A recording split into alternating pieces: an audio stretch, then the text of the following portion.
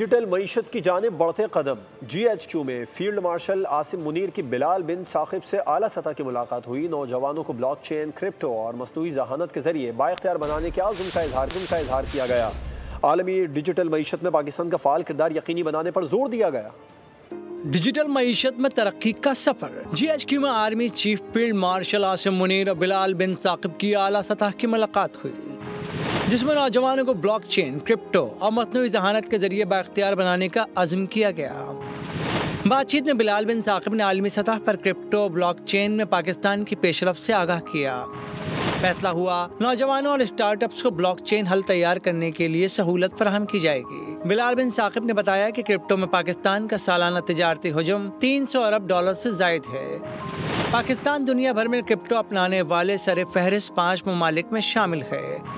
پاکستان دنیا کی تیسری بڑی فری لانسنگ مارکیٹ ہے، جس میں نوجوانوں کی بھرپور شرکت ہے۔ ہر سال 50,000 سے زائد آئی ٹی گریجویٹس پاکستان کی ڈیجیٹل ترقی میں شامل ہوتے ہیں۔ ملاقات میں پاکستان کے نئے ہدف کا جائزہ لیا گیا، جس کے تحت عالمی سرمایہ کاروں کے لیے قانونی وضاحت اور ڈیجیٹل اعتماد کی فراہمی ممکن بنائی جائے گی۔